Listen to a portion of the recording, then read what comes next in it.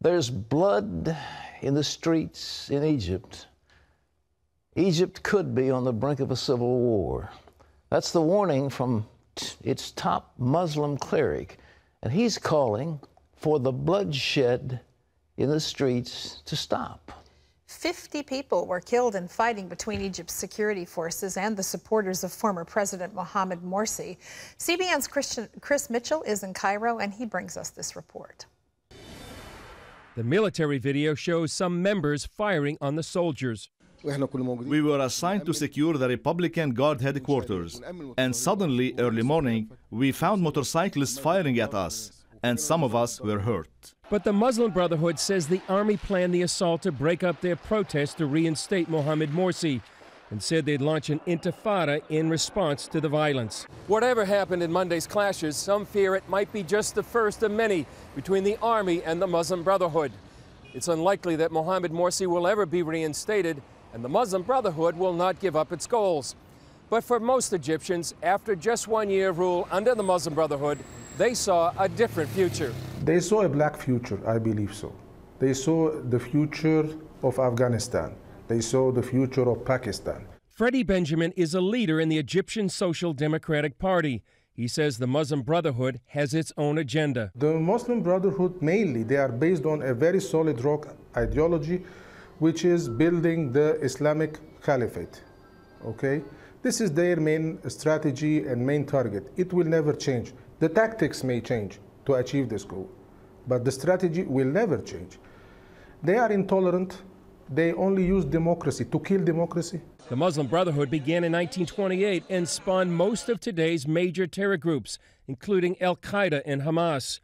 Benjamin says just 1 year rule under the Muslim Brotherhood sent 33 million Egyptians to the streets on June 30th, the biggest political protest in human history. He says that's why they want to send a message to the Obama administration, who they believe has supported the Muslim Brotherhood. That brother Muslims are completely against democracy. They are against human rights, women's rights. They don't believe in freedom of speech, freedom of belief, freedom of religion. They don't believe in all this. That's what I want. That's what many Egyptian people want to convey this message to Obama administration. Many Egyptians feel the overthrow of the Muslim Brotherhood is a key part of the global war on terror. Meanwhile, the White House says it will not cut off aid to Egypt. And here in Egypt, the interim government says new elections are planned for next year. Chris Mitchell, CBN News, Cairo, Egypt. Thanks, Chris. Very penetrating report. Ladies and gentlemen, I want to say it over and over and over again. The Muslim Brotherhood is not our friend. The Muslim Brotherhood is not something we should support, and yet we were saying nice things about Morsi, and we were saying nice things about the brother. It sounds so nice that they're a group of brothers. Yeah, sure. Jihad is our way. Muhammad is our prophet. The Quran is our book, our Constitution. And they want to do one thing, and it was said in that report. They want to establish an Islamic caliphate, and they will do everything they can to restrict freedom, and they'll do it as far as they can. Hamas is operating, obviously, in Palestine. The Al-Qaeda is responsible for what happened on 9/11. And this is Muslim Brotherhood. We don't want to have anything to do with it, and we certainly don't want to help it. And we should do everything we can, on the other hand, to support those who are opposed to the Muslim Brotherhood. Well, here at home, there's a major battle brewing in Texas over abortion. Lee Webb has that story from the CBN newsroom. Here's Lee. Pat, Texas Republicans are trying to pass restrictions on abortion in another special session. Pro-choice activists thwarted their attempts just a couple of weeks ago. Now both sides are gearing up for another bruising political battle. Here's Ephraim Graham. The nation's eyes are focused on Texas as the abortion debate comes back to life this week. Thousands of protesters are outside the Capitol. Pro-life supporters wearing blue, pro-choice supporters wearing orange. Texas Republicans are determined to pass the tough new abortion restrictions they failed to approve last month. This is going to pass. Peaceful, diligence, persistence, patience. A House vote is scheduled for today, but first, legislators will spend hours debating the measure. If it passes, the bill would ban most abortions after 20 weeks of pregnancy, citing the belief that unborn babies can feel pain by that stage. The measure would also require abortion clinics and abortion doctors to comply with the same standards as the rest of the medical field. Critics say the bill would shut down most of the abortion clinics in Texas. We think it's bad for the state of Texas to be waging this kind of fight against the women of this state, but we will fight it. The initial House bill failed after Democrat Senator Wendy Davis filibustered for nearly 10 hours. And then unruly protesters continued to run out the clock. People have relayed to me that never in the history of Texas have they seen that type of a mob rule come in and discombobulate a legislative session. Governor Rick Perry called a special session so lawmakers could take up the measure again. This time around, fevers continue running high. As this video shows, last week, pro-life protesters were singing Amazing Grace as abortion rights activists chanted back, "Hail Satan." Despite the vocal opposition, people in the state support restrictions on abortion.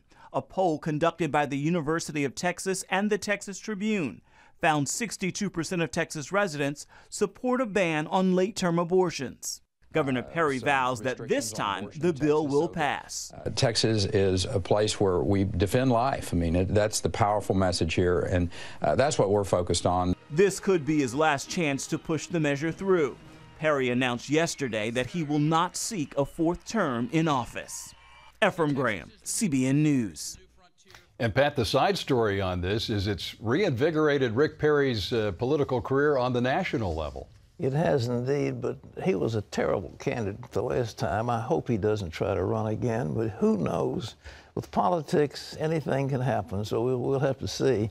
But in terms of abortion, it's so incredible that when you see what this Gosnell did, the butchery that went on, women who died, the horror of that charnel house up in Philadelphia, and many, many, many others, why would women object to having a law that said abortion clinics have to have the same health standards that would be prevalent in some kind of a hospital, and that the doctors who perform abortions should have privileges in hospitals, and in case something goes wrong, that they can take their patient immediately to the hospital for further help.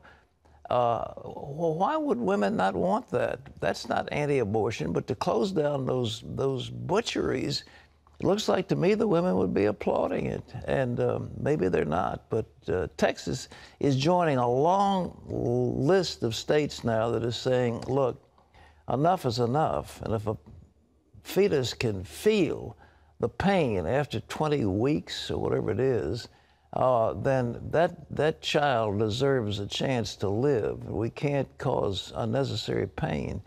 And as somebody has said, look, we have that French statement in the law, en ventre sa mère, you know, a child in the womb of the mother gets to be murder. If you kill the mother and the baby, there's a tort action against the person for double. I mean, for the woman and the child. And, you know, the child is given rights that maybe we don't give in this abortion debate. Lee? We'll keep our viewers updated on this story from Austin, Texas, Pat. The man who leaked the story about U.S. surveillance program says he knew the government would try to demonize him. Edward Snowden told the London Guardian he released the info because the spy program was undermining freedom. He also says tech companies in the U.S. have given the government full access to Americans' online communications. The National Security Agency has claimed it only targets foreign traffic, but Snowden says that's not true. The NSA doesn't limit itself to foreign intelligence. It collects all communications that transit the United States. Companies like Google, Facebook, Apple, Microsoft, they all get together with the NSA and provide the NSA direct access to the back ends of all of the systems you use to communicate, to store data, to put things in the cloud, and even just to send birthday wishes and keep a record of your life. Edward Snowden is still in hiding in Moscow. Pat? I think they're going to give him asylum in, what is it? El Salvador, did you say yesterday? Yeah, I said, I guess Somebody will do it, or you know, I think the Venezuelans have offered opportunity, and I think probably Korea will come through with Ecuador too. But you know, the more he talks, the more people begin to say, he's got a point. He's got a point. I can't see that he broke some law. He's some terrorist. He should be prosecuted. He told the truth about a big brother surveillance that's gotten out of hand. On Thursday, we're going to have an in-depth look at the FISA courts and what they've been rubber stamping to get material on you under the guise of law. Lee? And Pat, the irony here is that Edward Snowden is not going to find much freedom in those countries that apparently have offered him asylum. We'll keep you posted on that as well.